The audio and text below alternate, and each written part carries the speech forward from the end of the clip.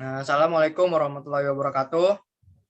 Selamat siang, Ibu Anti Supriyanti yang terhormat selaku sebagai dosen pengampu kita pada mata kuliah Manajemen Agribisnis dan juga teman-teman sekalian semuanya yang berbahagia.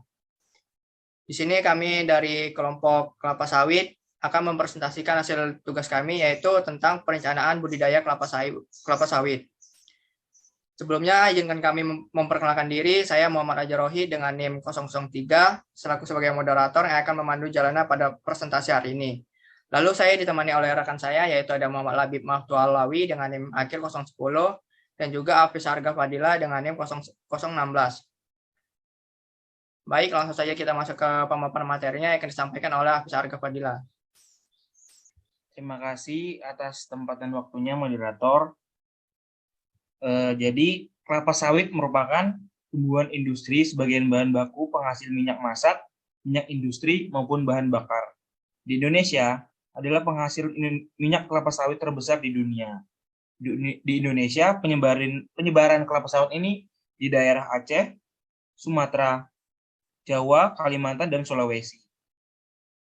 Jadi yang pertama kita akan membahas tentang perencanaan produksi yang meliputi pertama pemilihan komoditas. Kami memilih bibit sawit varietas Topaz. Kenapa kami memilih bibit varietas Topaz? Karena benih kelapa sawit Topaz yang dikembangkan oleh salah satu perusahaan terbesar kelapa sawit di Sumatera yaitu PT ASEAN Agri telah dikembangkan secara khusus untuk meningkatkan produktivitas hasil panen. Dapat tumbuh subur di tanah marginal dan pertumbuhannya vertikal yang tidak begitu cepat, sehingga dapat mempermudah proses pemanenan buah kelapa sawit. Benih unggul Topaz mampu memberikan dampak yang signifikan pada tingkat pengembangan investasi selama masa hidup pohon, yaitu mencapai 20-25 tahun.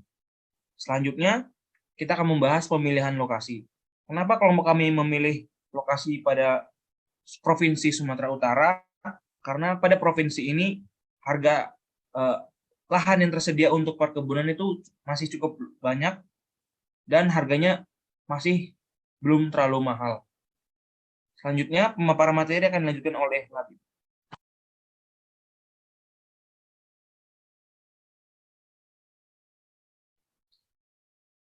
Baik, perencanaan produksi selanjutnya yaitu biaya produksi. Pada biaya produksi yang pertama kali dibahas adalah pembelian lahan. Jadi kami mengalokasikan pembelian lahan sekitar 100 juta per hektar yang terdapat pada wilayah daerah Langkat, Sumatera Utara. Kemudian adanya pembelian bibit dengan harga bibit 15.000 per bibit. Jadi dalam 1 hektar kita membutuhkan 140 bibit. Jadi biaya pembelian bibit sekitar 2.100.000. Kemudian pembelian pekerja atau biaya pekerja. Nah, pada biaya pekerja ini untuk biaya tidak ada biaya karena tenaga kerja keluarga. Nah, tenaga kerja keluarga ini digunakan ketika proses pemeliharaan.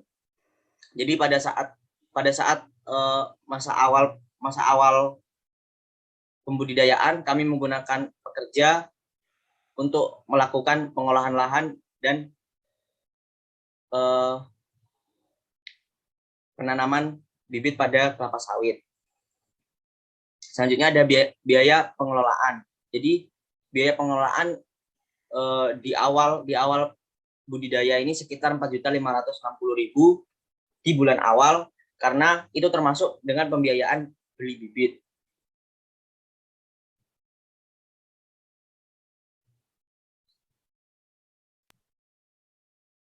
Nah, selanjutnya setelah kita membahas tentang perencanaan, selanjutnya kita masuk ke pengorganisasian. Pengorganisasian ini bertujuan agar proses budidaya kelapa sawit ini berjalan sesuai dengan perencanaan. Yang pertama itu pengorganisasian mengatur tenaga kerja. Yang dimana tentunya tenaga kerja ini perlu kita organisasi agar sesuai dengan perencanaan kita. Selanjutnya yang kedua ada penentuan target produksi. Nah, untuk mencapai target yang produksi sesuai dengan yang kita rencanakan, tentunya kita perlu pengorganisasian agar target itu sesuai dan mencapai target.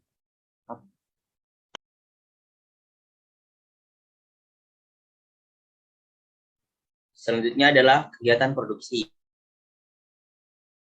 Keberhasilan sebesar 75%. Jadi dengan perencanaan yang telah kita buat di awal seperti pembiayaan dengan pemilihan komoditas, varietas, kemudian pemilihan lokasi. Nah, kami mengalokasikan keberhasilan kami sebesar 75% dengan waktu sekitar 10 tahun setelah masa penanaman kelapa sawit. Nah, hal ini dikarenakan kelapa sawit baru bisa dipanen sekitar 4 tahun setelah masa penanaman. Setelah itu dalam 4 tahun pertama kita tidak mungkin mendapatkan keberhasilan, karena biaya yang kita keluarkan di awal sangat besar, sehingga alokasi 10 tahun waktu itu sudah cukup untuk kita mencapai keuntungan.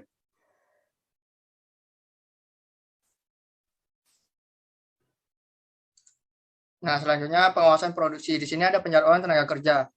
Nah, kita sebagai pelaku tenaga kerja itu biasa kita mengatur tenaga kerja biasanya sehari itu dari jam 7 sampai jam 3.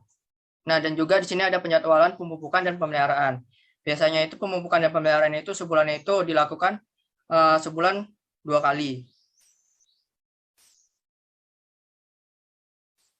Selanjutnya evaluasi. Nah, di sini apabila hasil produksi tidak sesuai dengan perencanaan, setelah itu mengetahui ketidaksesuaian akan dilakukan perbaikan kesalahan yang dilakukan sebelumnya. Nah, jadi dalam evaluasi ini kita dalam pembudidayaannya itu melakukan evaluasi dari segi produksi, pemupukan, pemeliharaan, dan juga pengendaliannya.